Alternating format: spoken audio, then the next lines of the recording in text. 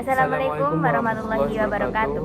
Perkenalkan, nama saya Aulin Aska Amalina dari kelas G, Prodi Manajemen Fakultas Ekonomi, dan ini rekan saya. Ahmad Sulaiman dari kelas G, Prodi Manajemen Fakultas Ekonomi. Dalam sejarah peradaban Islam, para pemikir Muslim memiliki peran besar dalam membangun fondasi ekonomi yang berkeadilan. Dalam reportase kali ini, kita akan membahas bagaimana pemikiran para tokoh Islam memberikan kontribusi nyata terhadap perkembangan ekonomi dunia, dari masa klasik hingga masa modern.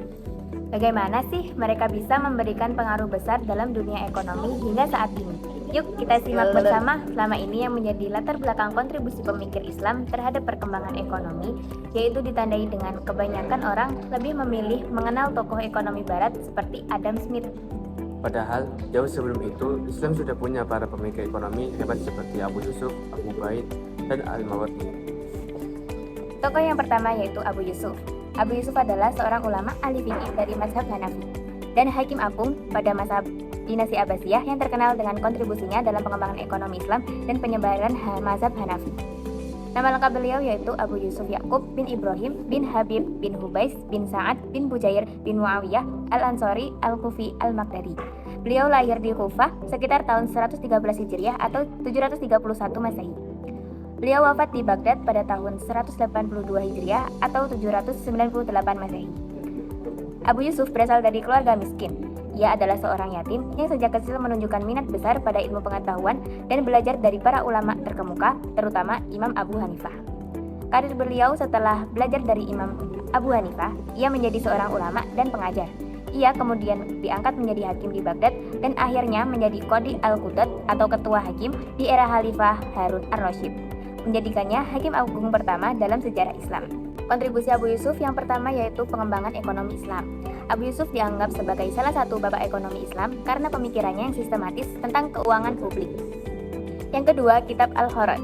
Karyanya yang paling monumental, Kitab Al-Kharaj, adalah risalah pertama yang membahas secara mendalam tentang sistem perpajakan dan keuangan negara, termasuk cara mengelola pendapatan dan pengeluaran negara berdasarkan Al-Quran dan Sunnah. Yang ketiga, penyebaran mazhab Hanafi. Melalui karya-karyanya dan posisinya sebagai hakim agung, ia berperan besar dalam memajukan dan menyebarkan mazhab Hanafi ke seluruh kaisaran Islam. Yang keempat, sistem peradilan dan administrasi. Sebagai hakim agung, ia memiliki pengaruh besar dan menerapkan dan menyempurnakan sistem peradilan serta administrasi publik berdasarkan hukum Islam. Yang kelima, prinsip mekanisme pasar. Ia berpendapat bahwa dalam sistem ekonomi Islam, harga ditentukan oleh kekuatan pasar atau penawaran dan permintaan. Dan pemerintah tidak boleh melakukan intervensi kecuali ada praktik monopoli atau penimbunan ilegal. Yang keenam, keadilan sosial. Pemikiran ekonomi bertujuan untuk mencapai kemaslahatan umat dengan memberikan keadilan termasuk dalam hal perpajakan. Intinya, Abu Yusuf menekankan bahwa negara harus hadir untuk menyejahterakan rakyat, bukan membebani. Tokoh yang kedua ada Abu Ubaid Al-Qasim bin Salam.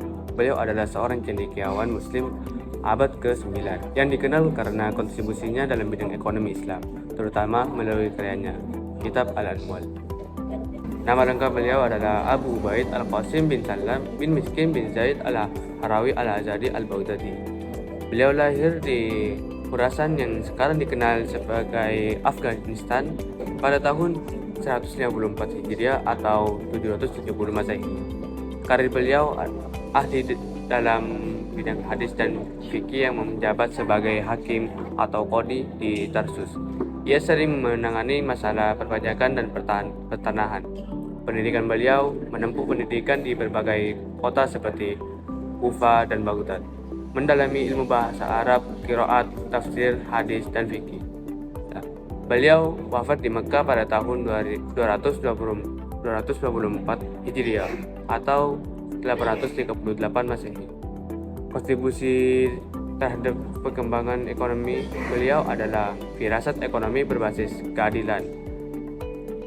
Abu Ubaid menganggap keadilan sebagai prinsip utama dalam ekonomi yang menyeimbangkan hak-hak individu, masyarakat, dan negara.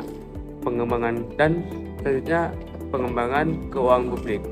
Melalui Kitab Al-Amwal, ia membahas administrasi keuangan publik secara komprehensif melalui perpajakan, pertanahan, administrasi, dan hukum internasional.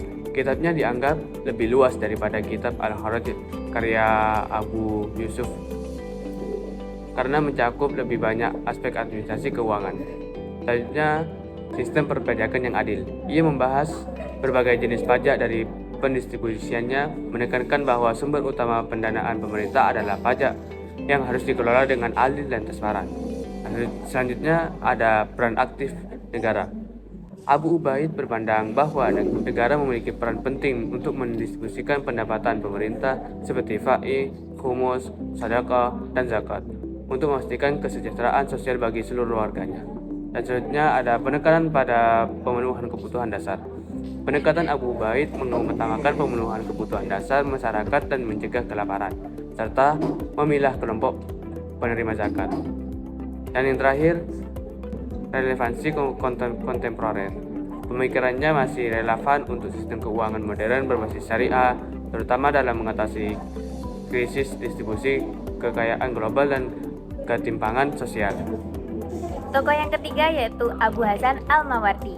Beliau adalah seorang ulama, hakim, dan diplomat Abbasiyah yang memberikan kontribusi signifikan pada fondasi ekonomi Islam. Nama lengkap beliau adalah Abu Hasan Ali bin Muhammad Al-Basri Al-Mawardi. Asal-usul nama beliau dinisbatkan pada pekerjaan yang ahli membuat dan menjual yang disebut Maul Warodi, yaitu air mawar. Profesi beliau dikenal sebagai ulama, hakim qadhi, diplomat pada masa kekhalifahan Abbasiyah, dan salah satu pemikir terkemuka dari mazhab Syafi'i. Kontribusi Al-Mawardi terhadap perkembangan ekonomi yaitu yang pertama, perpajakan dan keuangan negara. Al-Mawardi membahas secara rinci masalah perpajakan dan pentingnya keuangan negara atau Baitul Mal sebagai sumber pendanaan untuk menjalankan fungsinya seperti penertiban, kesejahteraan, dan pertahanan. Yang kedua, pinjaman publik. Ia memperkenalkan konsep diperbolehkannya pinjaman publik untuk kepentingan negara yang menjadi dasar pengelolaan keuangan publik hingga kini. Yang ketiga, pengawasan pasar. Ia menggariskan pentingnya pengawasan terhadap aktivitas pasar untuk memastikan pasar berjalan stabil dan terhindar dari rekayasa yang dapat mendistorsi harga, serta membahas sistem mata keuangan. Yang keempat, pengelolaan tanah dan pertanian. Karyanya mencakup pembahasan tentang pengelolaan tanah dan urusan pertanian termasuk hak atas tanah. Dan yang kelima adalah administrasi keuangan. Al-Mawardi mengembangkan sistem administrasi keuangan negara yang terperinci, mengambil inspirasi dari pandangan mazhab Hanafi, Maliki, dan Syafi'i. Yang keenam ada peran negara.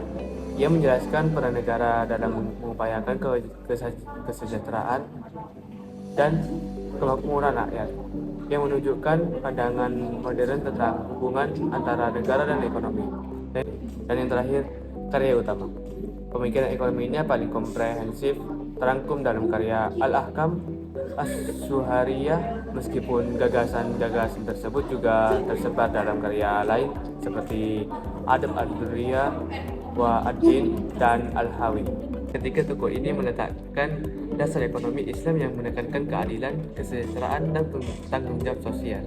Pemikiran mereka tetap relevan untuk membangun sistem ekonomi modern yang adil dan manusiawi. Dari mereka, kita belajar bahwa ekonomi bukan sekedar soal harta, tapi juga soal keadilan dan kesejahteraan bersama. Mereka telah menanamkan dasar-dasar ekonomi Islam yang tetap relevan hingga saat ini. Demikian laporan kami tentang kontribusi pemikir Islam terhadap perkembangan ekonomi. Terima kasih telah menyimak, sampai jumpa di reportasi berikutnya. Sekian dari kami. Wassalamualaikum warahmatullahi wabarakatuh.